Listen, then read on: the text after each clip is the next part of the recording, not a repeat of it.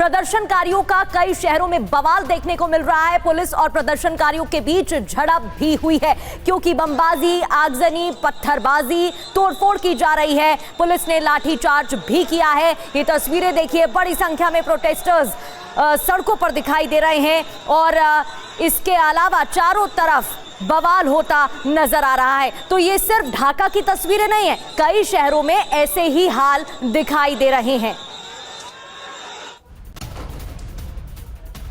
और इस वक्त मीडिया रिपोर्ट्स के हवाले से एक अहम खबर आ रही है। बांग्लादेश हिंसा में 50 प्रदर्शनकारियों की मौत हुई है। मौत का ये बड़ा आंकड़ा सामने आया है, 50 लोगों की मौत हुई है। कल कई शहरों में जबरदस्त हिंसा हुई थी, जिसकी तस्वीरें भी लगातार हम आपको दिखा रहे हैं। और अब ये पहला आंकड़ा हमारे सामने है, 50 लोगों की मौत की खबर सामने आ रही है इस हिंसा में।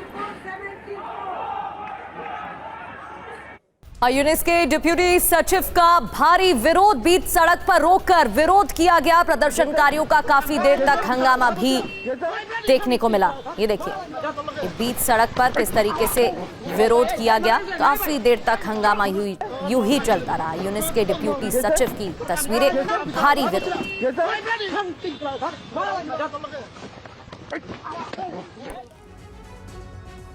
और आइए अब आपको बताते हैं कि आखिर किन मामलों में शेख हसीना को फांसी की सजा सुनाई गई है, सीधे फांसी।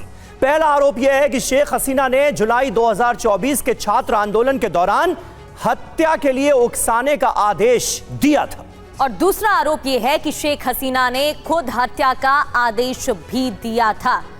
मनीष, एक तो इन दो मामलों में फांसी की सजा सुनाई गई है, डेथ का सेंटेंस दिया गया है। अब इसके बाद कैसे हालात बनते दिख रहे हैं ये साफ नजर आ रहा है। लेकिन सवाल एक मैं यहां समझना चाहती हूं, क्या ये पाकिस्तान प्रायोजित हो सकता है? क्योंकि पहले तस्वीरें हमने वो भी देखी जब मौलाना फजलुर रहमान पहुंचते हैं ढाका और वो किस तरीके से भड़काऊ भाषण देते हैं।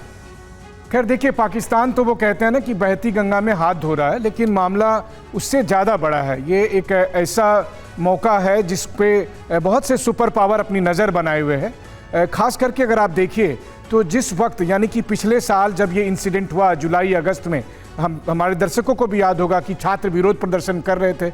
अब ये दुनिया का पहला एग्जाम्पल है जहां पर एक प्रधानमंत्री को इस बात के लिए मौत की सजा दी जा रही है कि उन्होंने पुलिस से कहा कि आप विरोध प्रदर्शन को कंट्रोल करिए।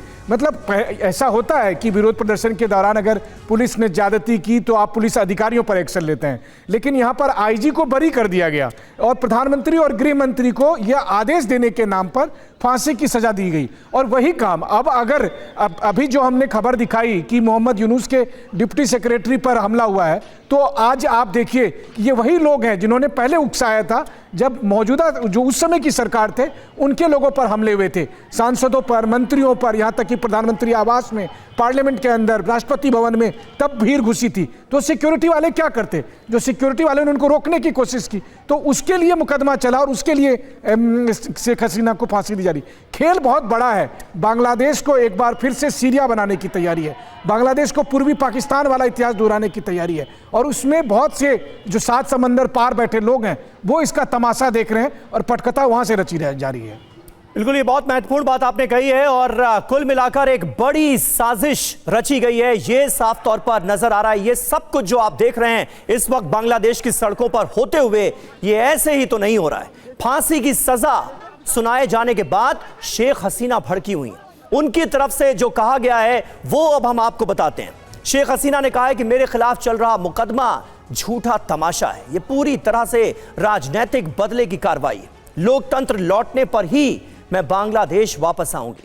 बांग्लादेश में चुनाव निष्पक्ष होने चाहिए, ये शेख हसीना का बयान सामने आया है। पूर्व पीएम बांग्लादेश का बयान सामने आया है।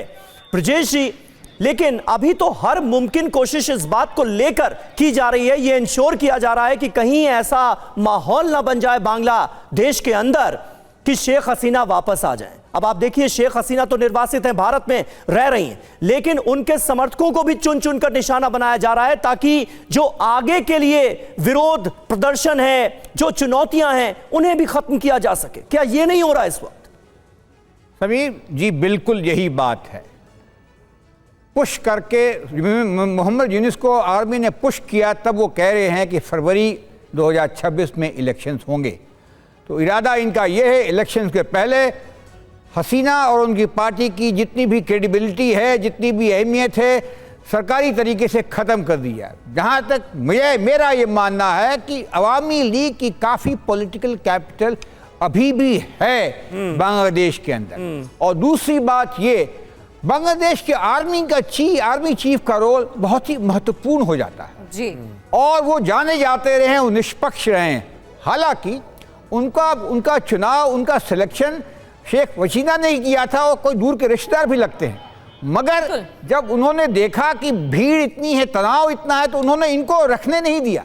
ये बात आपने बहुत महत्वपूर्ण कही कि और कहीं ना कहीं ये जो आप कह रहे हैं ना कि सपोर्ट अभी भी है शेख हसीना का, उनकी पार्टी आवामी लीग का, और यही बात सबसे ज्यादा यूनुस सरकार को परेशान कर रही है। फिलहाल तो ऐसा ही नजर आ रहा है, हालात खराब करने की कोशिश के पीछे मंशा तो यही नजर आती है। बहुत बहुत शुक्रिया आप सभी का हमारे साथ इस बातचीत में जुड़ने के लिए।